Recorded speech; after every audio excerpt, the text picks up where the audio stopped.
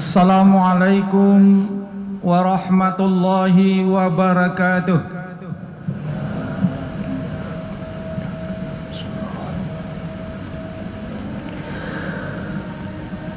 Allahu Akbar,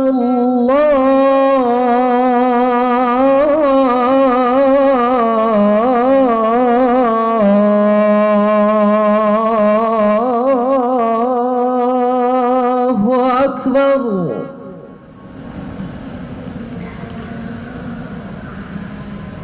Allahu Akbar,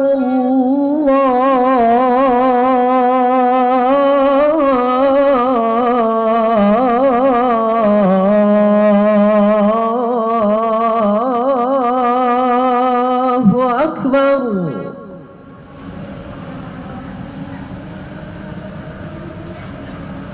Asyhadu an la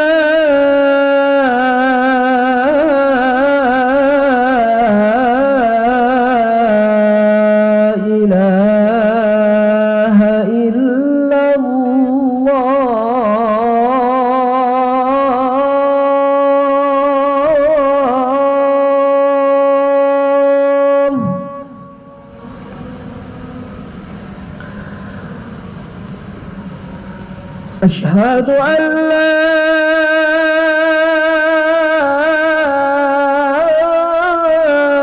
إله إلا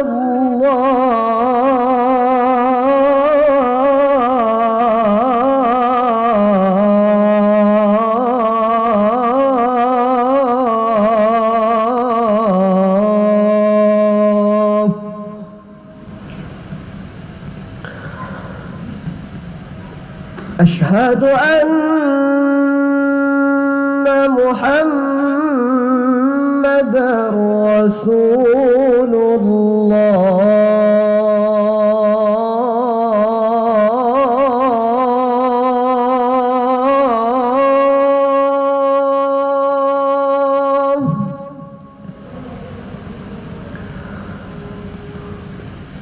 أشهد أن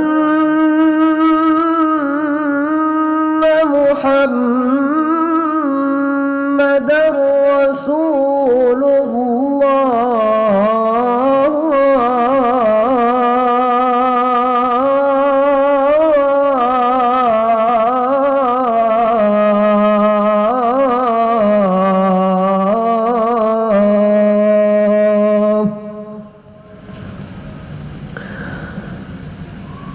حي على الصلاة.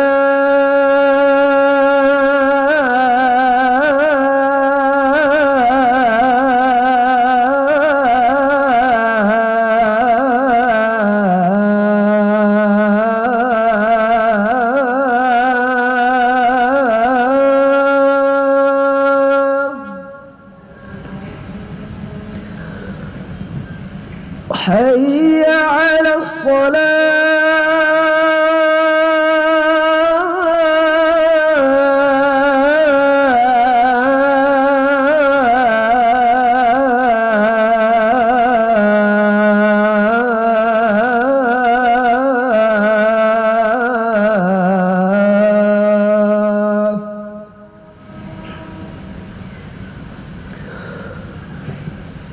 حي على الفلاح.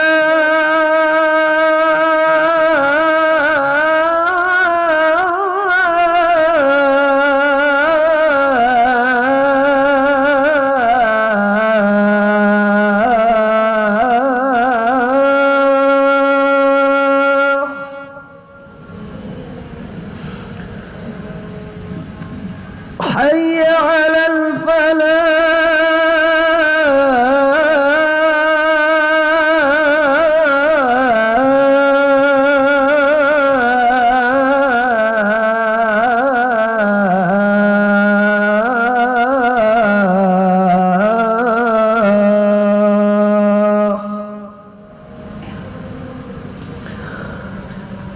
الله أكبر، الله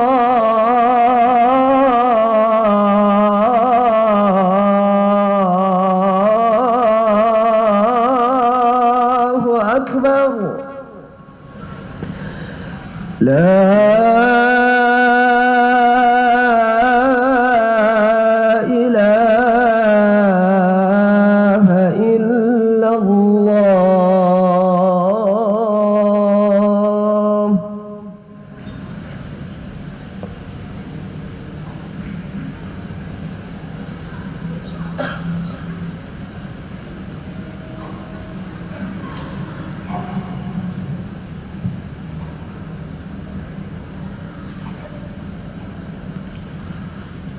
Alhamdulillahi Rabbil Alamin wal aqibatu lil muttaqin. Asyhadu an la ilaha illallah wahdahu la syarika lah wa asyhadu anna Muhammadan abduhu wa rasuluh sallallahu alaihi wasallam la nabiyya ba'dah. Fa ya ibadallah ittaqullaha haqqa tuqatih wa la tamutunna illa wa antum muslimun. Faqala Allah ta'ala fil Qur'anil Karim, a'udzu billahi minasy syaithanir rajim. Bismillahirrahmanirrahim. Ya ayyuhan nas kulu mimma fil ardi halalan tayyibah wala tattabi'u khutuwatisy syaitan innahu lakum aduwwum mubin. Shadaqallahul azim. Bapak-bapak, saudara-saudara kaum muslimin sidang jamaah Jumat yang dirahmati oleh Allah. Melalui mimbar ini, khatib mengajak kita semua sebagai salah satu dari rukun khutbah. Marilah kita sama-sama meningkatkan ketakwaan kita kepada Allah Subhanahu wa ta'ala dengan cara melakukan amar ma'ruf dan nahi mungkar, dengan cara melakukan perbuatan-perbuatan baik, lalu juga mendorong dan menyuruh orang-orang yang berada di sekeliling kita untuk melakukan kebajikan, kemudian menghindarkan diri dari segala bentuk kemungkaran, dan sekaligus juga kita mencegah orang-orang yang di sekitar kita melakukan kemungkaran tersebut. Puji dan syukur kepada Allah Subhanahu wa ta'ala. Selalu kita mengucapkan kalimah alhamdulillahirabbil alamin. Ucapan lisan yang kita sampaikan memuji Allah Subhanahu wa ta'ala dan bersyukur dengan nikmatnya, maka mesti diiringi dengan ketaatan kepada Allah Subhanahu wa ta'ala. Maka semakin orang itu taat kepada Allah dan patuh kepada Allah Subhanahu wa ta'ala, itu memberikan makna bahwa sungguhnya dia selalu bersyukur dengan nikmat Allah Subhanahu wa ta'ala. Sebaliknya mereka-mereka yang selalu ingkar dan tidak mematuhi aturan yang diberikan oleh Allah, maka dapat dimaknai dia tidak bersyukur dengan nikmat Allah Subhanahu wa ta'ala. Selawat dan salam marilah kita doakan semoga Allah menyampaikan kepada junjungan Nabi besar kita Muhammad sallallahu alaihi wasallam. Allahumma salli wa sallim ala sayyidina Muhammadin wa ala alihi wa sahbihi ajma'in. Bapak-bapak, saudara-saudara kaum muslimin sidang jamaah yang dirahmati oleh Allah. Pagi tadi Bapak Wakil Presiden membuka festival yang kita kenal dengan industri halal di Sumatera Barat. Maka kita hubungkan dan kita kaitkan khutbah kita hari ini adalah bagaimana sesungguhnya konsep dalam kaitan ekonomi Islam yang berhubungan dengan konsumsi itu sendiri. Kaum muslimin sidang jamaah yang dirahmati oleh Allah, di dalam kehidupan kita selalu berdoa kepada Allah Subhanahu wa taala, Rabbana atina fid dunya hasanah wa fil akhirati hasanah. Kita selalu meminta kepada Allah Subhanahu wa taala bagaimana hidup kita baik, hidup kita dunia hasanah, kehidupan kita baik dan kehidupan kita selamat. Maka salah satu yang membawa kepada kehidupan yang selamat itu adalah ketika kita mampu untuk mengkonsumsi apa yang dihalalkan oleh Allah Subhanahu wa taala. Kebaikan kehidupan kita, hasanah di dunia ini memiliki hubungan terhadap apa yang kita konsumsi. Apakah yang kita konsumsi itu adalah benda ataupun barang-barang yang haram, atau barang-barang atau benda yang dihalalkan oleh Allah Subhanahu wa taala. Maka hari ini inilah yang kita canangkan dan kita sampaikan, bagaimana kita menyorak-nyorakkan semua apa yang kita makan mesti makanan yang halal. Di dalam konsep Islam ada 3 saja yang harus dilihat kehalalannya. Yang pertama adalah dari sisi produknya, bendanya dan zatnya. Dan yang kedua adalah dari sisi bagaimana memperolehnya. Dan yang ketiga adalah cara kita mengkonsumsi dan memakannya. Ini yang diingatkan oleh Allah Subhanahu wa taala di dalam surat Al-Baqarah ayat 168. Ya ayyuhan nas kulu mimma fil ardi halalan thayyiba. Wahai manusia, makanlah dari apa-apa yang ada di permukaan bumi ini yang halal lagi baik. Maka konsep industri halal, makanan halal itu adalah miliknya orang Islam, miliknya orang yang beriman. Maka itu menjadi pertanyaan bagi kita ketika kita masuk ke dalam sebuah supermarket. Apa yang pertama kali yang kita lihat? Label apa yang pertama kali yang kita lihat? Apakah label harga? Atau label apakah yang akan kita beli itu halal atau haram? Maka kita sering ketika masuk supermarket, masuk dan sebagainya, yang kita lihat adalah ini harga berapa. Padahal dalam teori konsumsi Islam yang menjadi indikator utama apa yang kita makan itu adalah sesuatu yang halal, bukan dari sisi harga. Betapapun murahnya harga minuman air, tetapi kalau dia tidak halal, maka seorang konsumen dari muslim tidak akan mau membelinya. Maka ketika dipersandingkan kepada dia, ini adalah minuman putih yang harganya adalah 5.000, dan ini adalah minuman keras yang harganya 3.000, maka seorang muslim akan memilih air putih. Kenapa?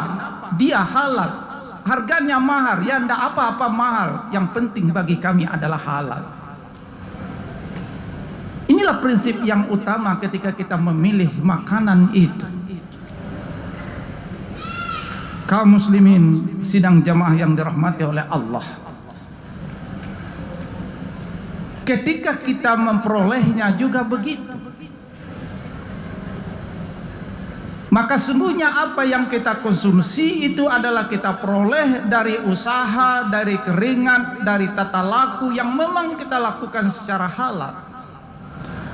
Bukan makanan-makanan yang kita peroleh dari hasil korupsi, makanan-makanan yang kita peroleh dari hasil menipu orang lain, makanan-makanan yang kita peroleh dengan cara menzalimi orang lain, makanan-makanan yang kita peroleh memaksa orang lain.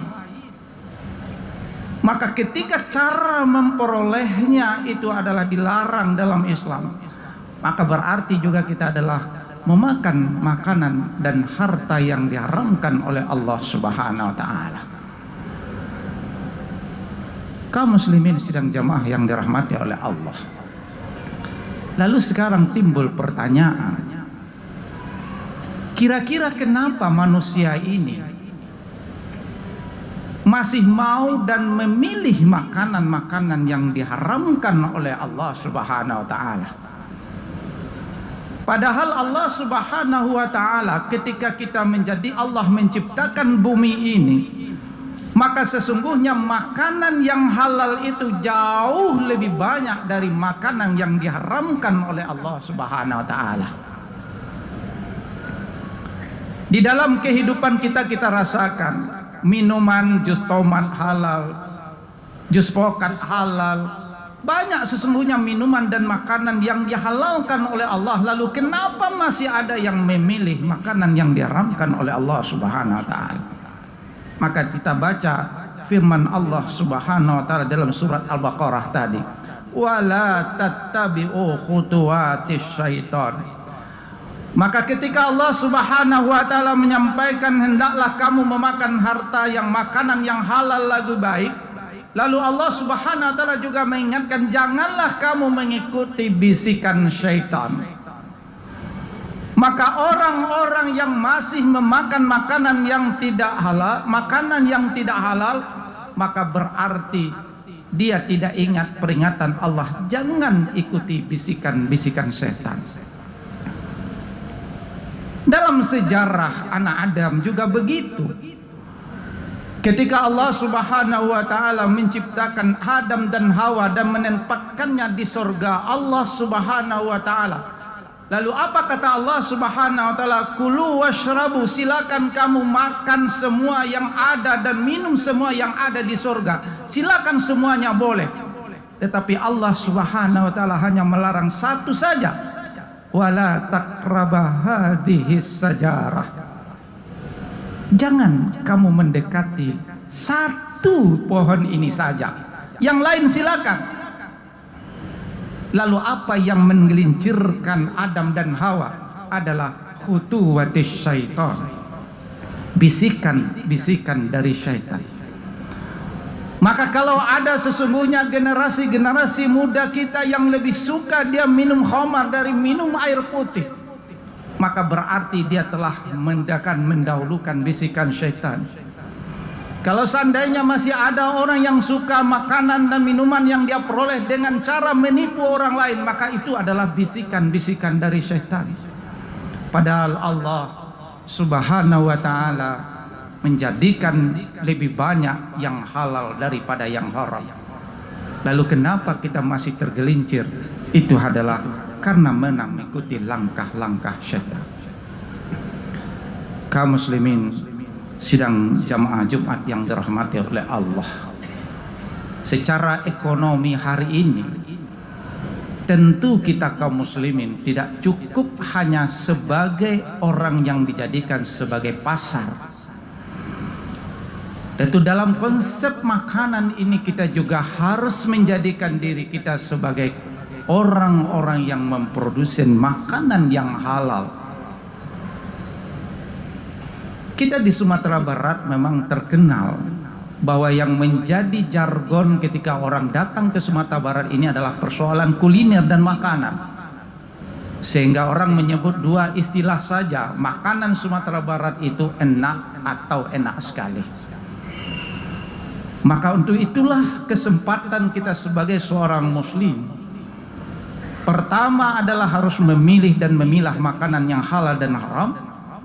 Dan yang kedua adalah bagaimana kita bisa mengupayakan dan menyiapkan diri kita terhadap produsen-produsen makanan halal dan haram ini. Karena ketika kita bisa memilihnya, kita bisa mensajikannya, maka ini sesungguhnya pasarnya bukan hanya orang-orang muslim. Makanan-makanan yang halal pasti dia higienis. Makanan-makanan yang halal dapat dipastikan adalah bersih. Maka semua orang menginginkan makanan ini. Maka seharusnya yang menjadi produsen terhadap makanan halal ini adalah kita orang-orang muslim, sehingga keseimbangan ekonomi itu bisa kita bangun dan bisa kita ciptakan. Maka itu berpeluang kita di Sumatera Barat untuk mengembangkan makanan-makanan yang halal ini. Tentu ini adalah sesuai dengan filosofi yang kita bangun di Sumatera Barat.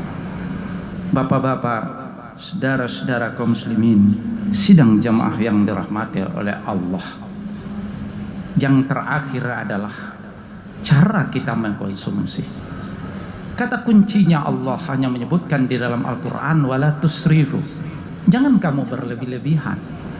Maka dalam konsep Islam berkonsumsi itu adalah bukan ukurannya kepuasan, tetapi ukurannya adalah kemaslahatan terhadap diri kita.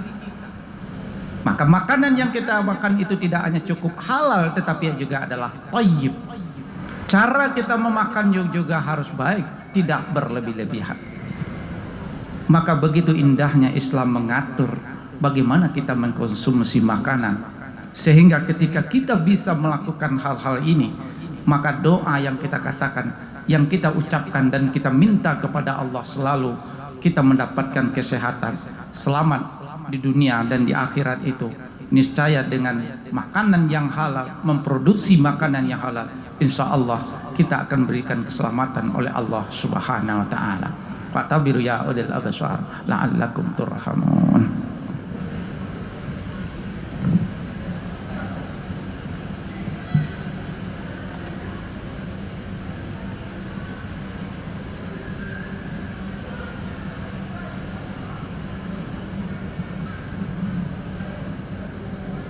Alhamdulillahi rabbil alamin, wassalatu wassalamu ala sayyidina Muhammadin wa ala alihi rasulillahi ajma'in.